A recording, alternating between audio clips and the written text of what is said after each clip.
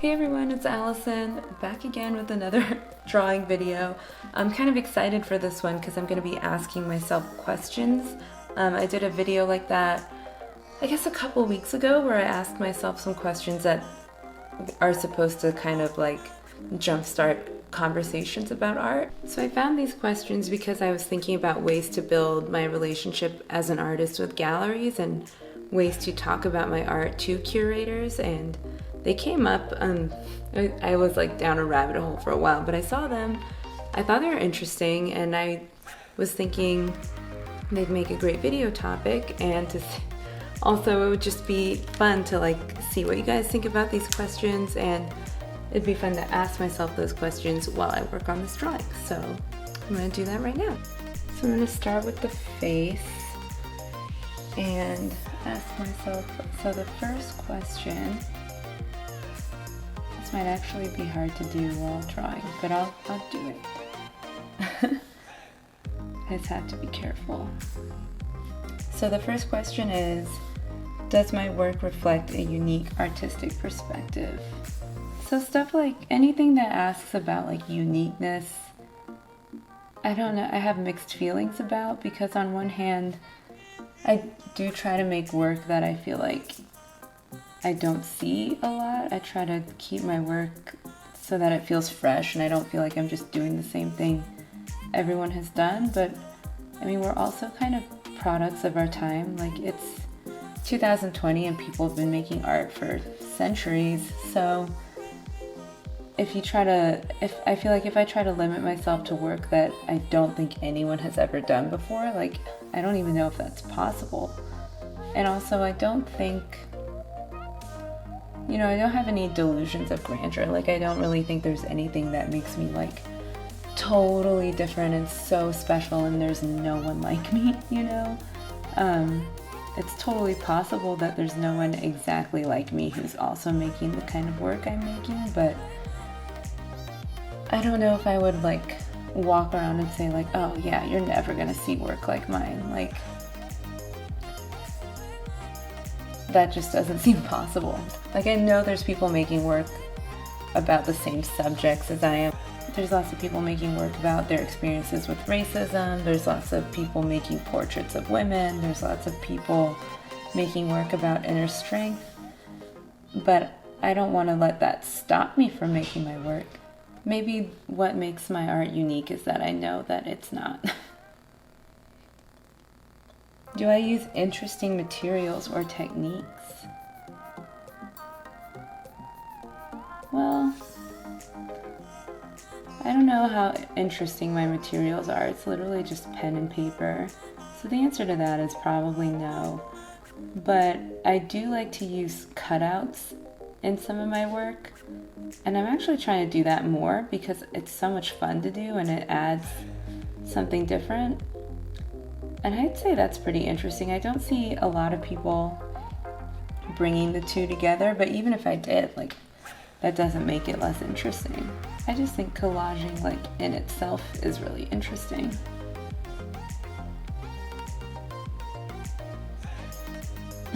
I'm actually just still thinking about the unique artistic perspective question. That one's like really a thinker. I'm just curious, like, when you guys are making work, do you even think about that? Like, do you worry that your art isn't unique enough or that your work looks too much like other people's work? Because I used to worry about that a lot. Like, I used to worry, like, oh, like, so many people already draw like girls. I should draw something different. Or I'd be like, so many people are making work about, their relation with like racism, or so many people are making like autobiographical work. I should do something different. And then I just decided I didn't care. So I don't know, maybe my like apathy, my like newfound like disregard for whether or not it's being done makes it unique. That would be ironic. But I feel like that's not the answer people want to hear. People ask you like, what makes your art unique? They're not really looking for you to say nothing. But I mean, when you're talking about art, are there really wrong answers? Well, yeah. Someone could be like, I hate art. That's kind of not the right answer. kind of jumping all over this. Like I started the eye, but it's really hard to do like the fine lines while talking. I'll try.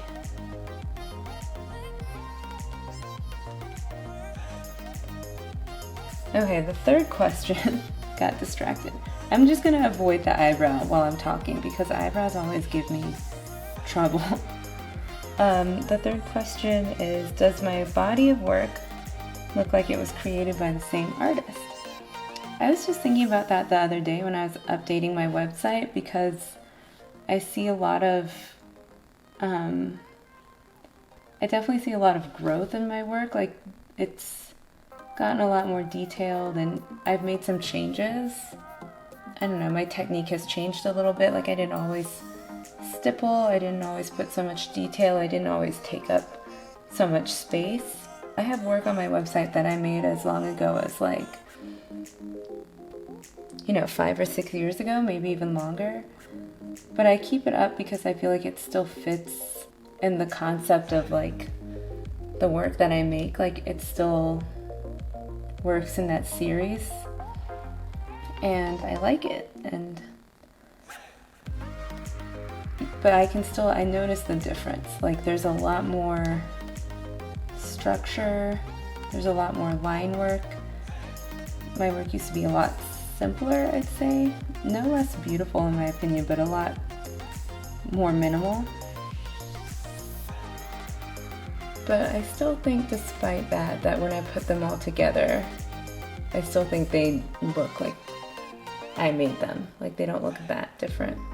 I guess it's kind of hard to imagine like the work that I'm really attached to now someday becoming work that I look down on or think like, oh, that's before I really like bleh. I mean, who's to say? But right now I feel like I've kind of known what I want to do with my work for so long that I think those works will always feel like important to me and feel like I was on the right path when I made them. All right, the next question is, would anyone want to display my work in their home? Well, I know the answer is yes, because people have bought my work and put it in their home. But I do ask myself, like when I'm thinking about portrait, like drawings like these where they're portraits and they're like about something very personal. Oh my gosh, this is so hard to do while talking.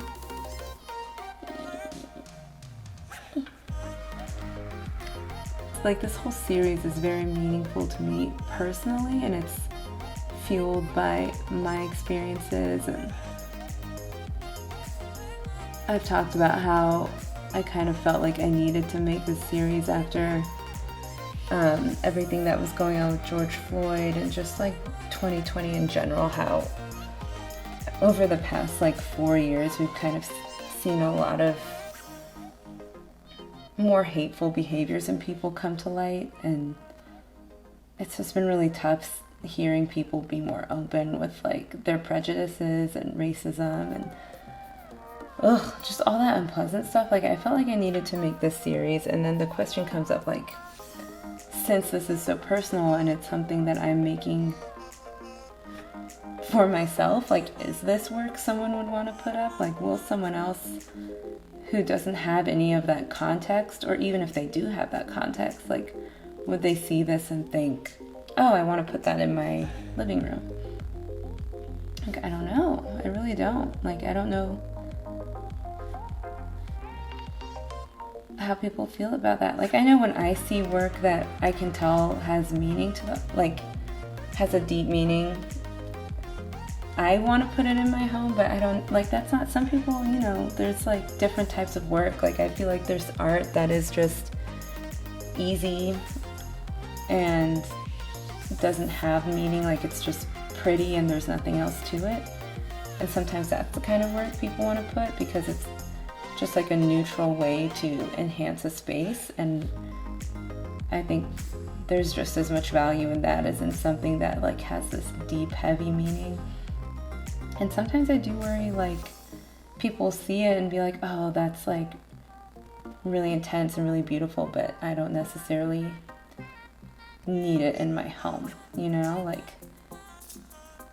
I don't really know. Everyone's different, but I try not to let the question of like, will someone buy this or will someone want it in their living room stop me from making it? Because that's also something that used to limit me when I was just getting started. I used to worry like, oh, like this work is too specific to me, and like maybe like this work is too specific to Black women, or this work is too like pointed, or this work is too obviously about one conversation, like no one's gonna want to buy it. And I don't want to let that stop me from making work, but I still think about it because I know that's something a curator would have to think about, like, will someone buy this? I feel like it's a fine line to walk. Like, we shouldn't solely be motivated by like whether or not someone will want to purchase something, but we're also people who need to eat and need to pay rent or pay a mortgage and need to buy more art supplies, so there has to be money coming in somewhere. I'm not really answering these questions very well. But at the end of the day, yes, I think my work is work someone would want to put in their home. Maybe not all of it, but enough of it. Hopefully. Oh, and the next question. Would anyone pay to see my pieces in person? Where's my pencil? The nose I'm noticing is like not totally even.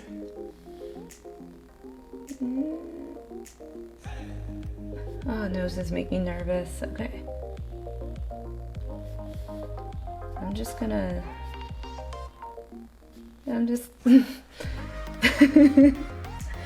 Maybe I'll just do the stipples.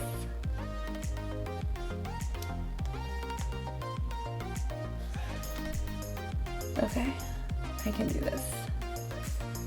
Okay, would anyone pay to see my pieces in person? I think so. I think they're good enough. I think people would pay.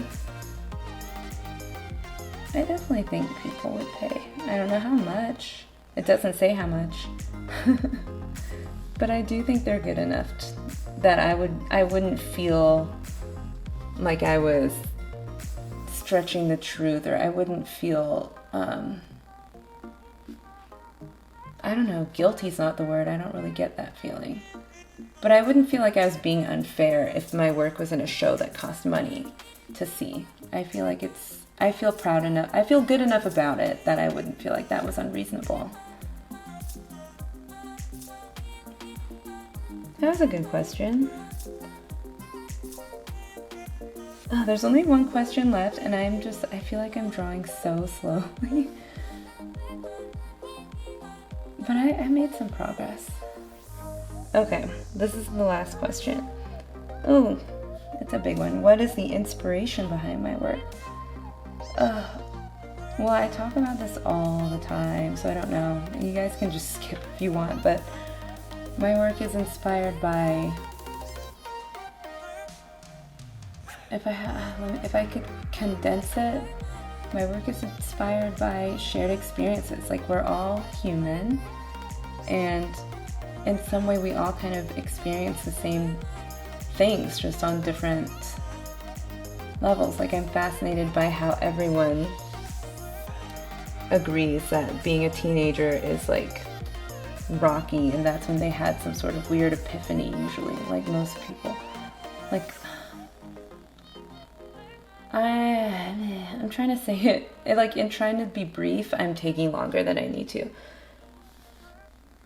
But at the risk of sounding cheesy, my work is inspired by like the experiences that feel universal, like experiences all people have. Like, everybody has that perfect day where the sun was shining and there was a breeze, and they were just like laying outside somewhere at a park with their friends, and they didn't have anything to do, or maybe they were like skipping class or skipping some responsibility, but they just decided like to just be in the moment for that afternoon or whatever, and everything felt good. And everyone has like their worst day where they just wanted to throw life in the trash and wallow.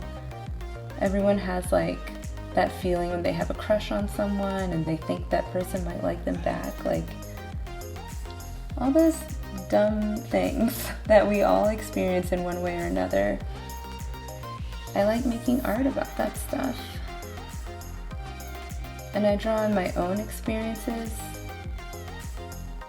Like I think about my own life to get those moments. And I'm also inspired by the things that may not be shared by everyone, but are shared by a group, like this series that I'm making now about inner strength. Like if you've ever faced some sort of struggle where it felt like everyone's just rooting against you and simultaneously discounting how difficult that makes life, you have to draw from somewhere to keep going. And that's what this series is about. So that's what inspires me.